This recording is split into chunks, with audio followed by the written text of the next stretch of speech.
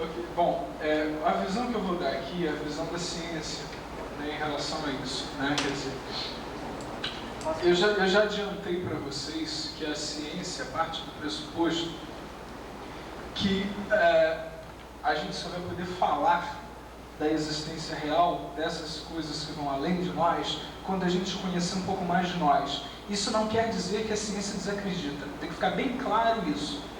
A ciência não é contra nem a favor de nada, senão não é ciência, senão deixa de ser ciência, né? Se você teve... primeiro você tem que teria que investigar se não haveria alguma forma de você, mesmo a nível subconsciente, entrar em contato com a história dessa pessoa. Comentários que um dia você ouviu, ficou lá dentro de você, que você nem se lembra mais, ou coisas que você leu ou ouviu falar, e tudo aquilo que vai entrando, né? E no estado de transe você reproduz aquilo. O transe pode fazer isso, tá? Independente disso. Tanto que existem experiências hipnóticas onde você hipnotiza a pessoa e diz que ela é Roberto Carlos. Ela começa a cantar igual ao Roberto Carlos, no mesmo tipo de voz, na mesma entonação que eles entram.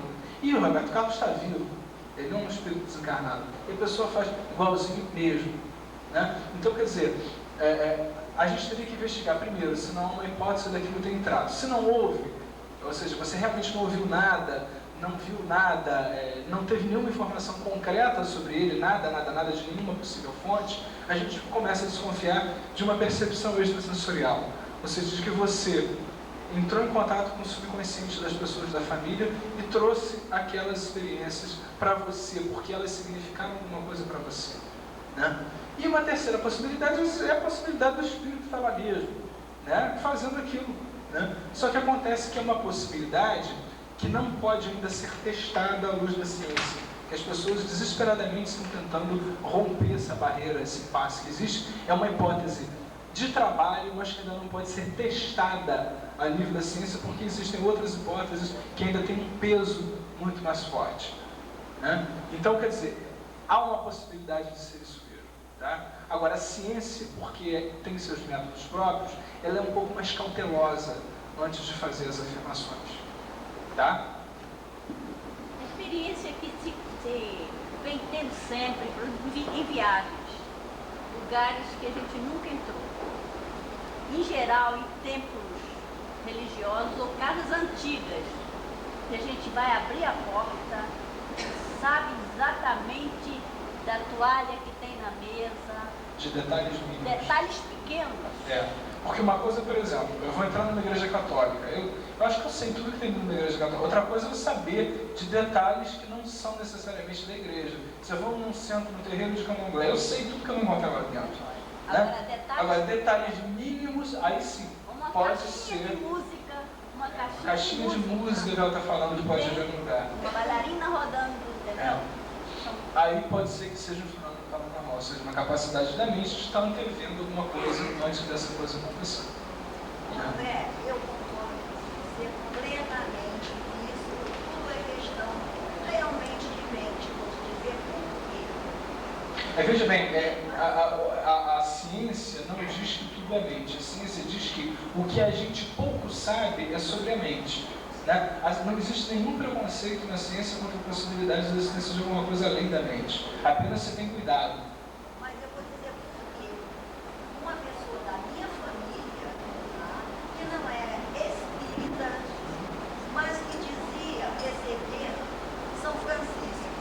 E realmente, quando ele via aquelas músicas de São Francisco, ele ficava assim, totalmente modificado. Ficava aquele jeito sereno, como a gente imagina ser assim com São Francisco, né? Nós todos imaginamos isso. Exatamente.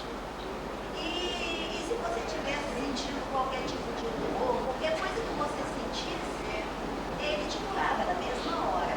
E havia cura real. Havia realmente cura. Só que, quando aquilo passava, ele não sabia nada. Tinha do Islam, mas ele detestava aquele tipo Eu de já ouvi coisa. falar de outros casos. Odiava. Então ele resolveu entrar para a Igreja Católica, tá? E se converteu-se totalmente ao catolicismo e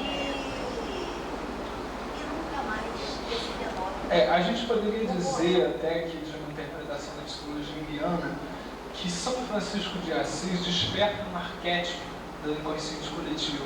Ou seja, essa coisa da ajuda, essa coisa do Messias, essa coisa, né? É um arquétipo do inconsciente coletivo, é um padrão, é uma tendência que já está na mente humana há muito tempo. Né? E que ele entrou em contato com essa lenda, com esse mito, porque tinha alguma coisa a ver com a personalidade dele. E nesse momento, fenômenos paranormais autênticos aconteceram, meio que para reforçar esse mito, para reforçar, para criar uma dinâmica para aquela situação acontecer e continuar a se sustentar. Essa é uma hipótese. A outra hipótese é que São Francisco de Assis foi lá dentro visitar ele. Quem sabe? Só que é uma hipótese que não pode ser testada ainda. A nível científico, isso não quer dizer que a ciência é melhor do que a religião. Eu estou falando da ciência. De repente a religião já sabe que é aquilo mesmo pronto e a ciência está atrasada. A ciência vai assim meio que devagar. Mais alguma pergunta?